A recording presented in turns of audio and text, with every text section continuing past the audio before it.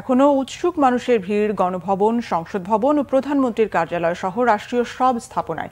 ৫ August গণ অভ্যুত্থানে ছাত্র জনতার ক্ষোভের চিহ্ন পড়ে আছে প্রতিটি স্থাপনায়। তবে গতকালের তুলনায় এসব স্থাপনায় কঠোর নিরাপত্তা বেষ্টনী তৈরি করেছে সেনাবাহিনী।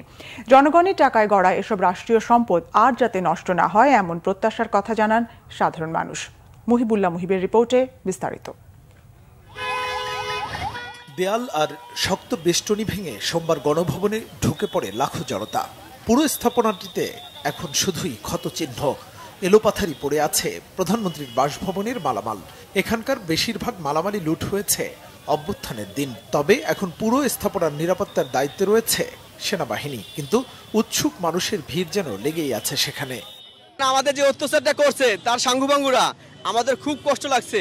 সে যদি থাকতো নীরবে অনেক সহ্য করছি আমরা।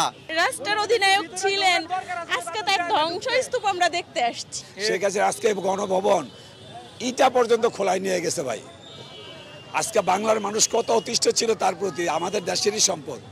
তারপরেও রিকোয়েস্ট করবো আর যেন ক্ষতিকারক না হয়। এটা আমাদের জাতির জন্য, আমাদের জন্য লজ্জাজনক যে কালকে তারা লুট করে নিয়ে গেছে। এটা আমাদের জনগণের ট্যাক্সের টাকা। আর আমরা এমন সরকার চাই যে সরকার নিজের স্বার্থের জন্য না, জনগণের স্বার্থের জন্য জিনিসপত্রের দাম কমায় দেয়। এরকম একটা সরকার চাই আমরা, যে আমরা মনের কথা খুলে বলতে পারবো, আমাদের কথা তারা শুনবে। একই অবস্থা জাতীয় সংসদ ভবন এলাকায়। সকাল থেকেই উৎসুক মানুষের ঢল নামে সেখানে। বৈষম্য বিরোধী ছাত্র আন্দোলনে গুরুতর আহতরাও সামিল স্বৈরাচার পতনের উৎসবে। আমি আজকে এখানে আসার উদ্দেশ্য হচ্ছে বিজয়ের আনন্দ ভাগ করার জন্য দেশবাসীর সাথে।